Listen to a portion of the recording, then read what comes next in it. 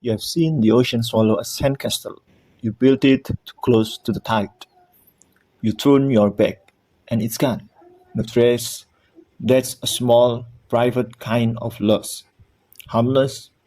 Now imagine the tide doing that to your own town, your house, your fields, a friend you've ever known, gone under in the time it takes a child to grow up. You think a disaster like that would be the most famous story on the earth? But the real answer is far stranger, because it may have already happened, and the water is still hiding what it took. Look at the map of a Black Sea, calm, ordinary, a body of water tucked between Europe and Asia. Ships cross it every day, and no one thinks twice. But that sea has a secret flow, and roughly 7,600 years ago, that floor was not a floor at all. It was land, dry land, land where people lived. Your ancestors didn't see a sea there. They saw a valley, a freshwater lake far below, and green shorelines wide enough to farm.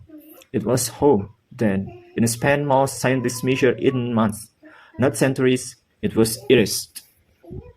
And here's how we even know. The sea, it turns out, keep receipts. Cores drilled from the seabed show freshwater shells suddenly buried under saltwater ones. The exact fingerprint of a lake that turned into a sea almost overnight. Here's what the science says.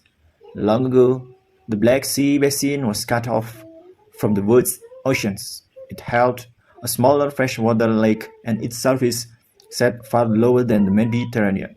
Next door, separated by a thin neck of land where the city of Istanbul stands today.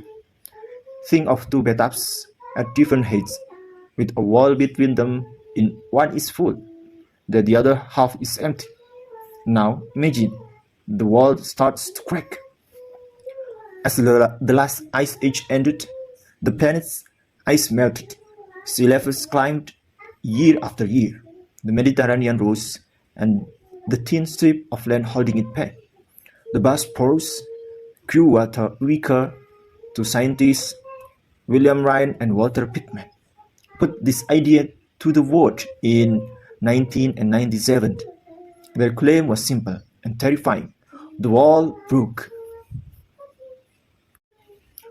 When the Mediterranean finally punched through, it didn't trickle. It roared. Some estimates says water poured in at a force many times greater than Niagara Falls, enough to fill the entire basin. Day after day, for months, animals felt it first. Herds moving uphill for no reason your ancestors could name. Birds leaving early. The stillness before was its own kind of warning. The lake's shoreline didn't creep upward. On some coasts, it may have advanced fast enough that a person could watch the water climb the land in a single afternoon. Now, put yourself there. You are standing where the grandparents were born. The lake has always been down in the valley, a walk away, but this morning it's closer. By evening, it's at the edge of the field. By the next week, the field is gone, and the water doesn't stop.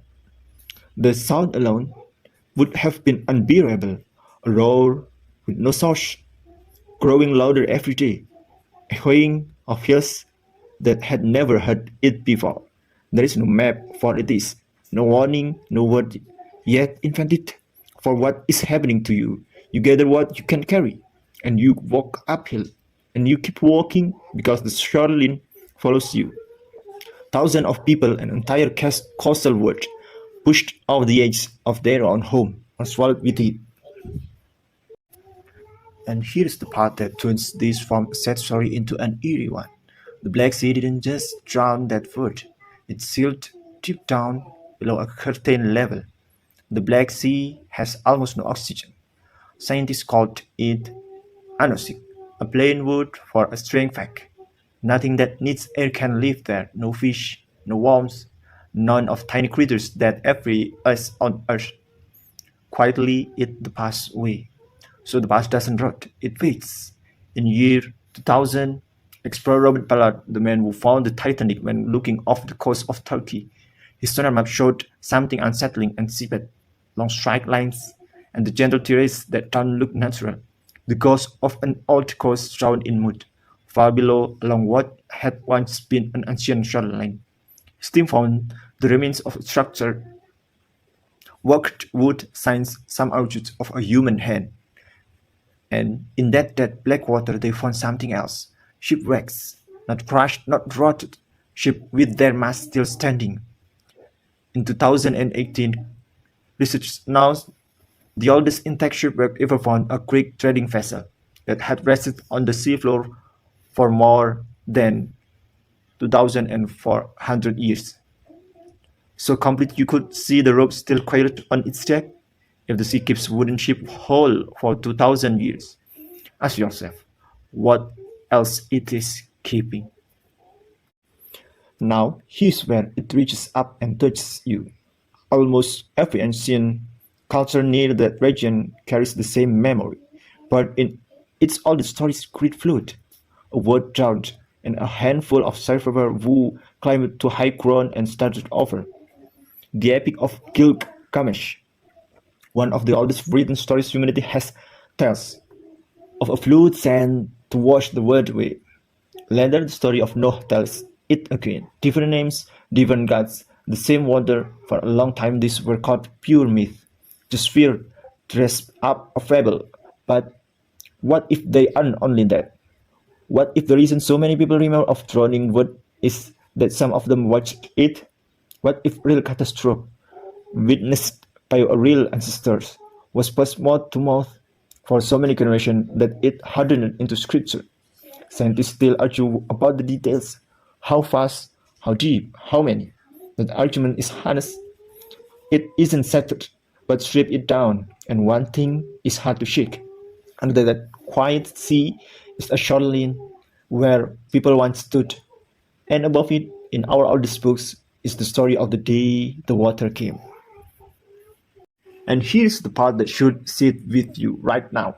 On coastline, all over the world, the water is rising again, slower, quieter, but rising.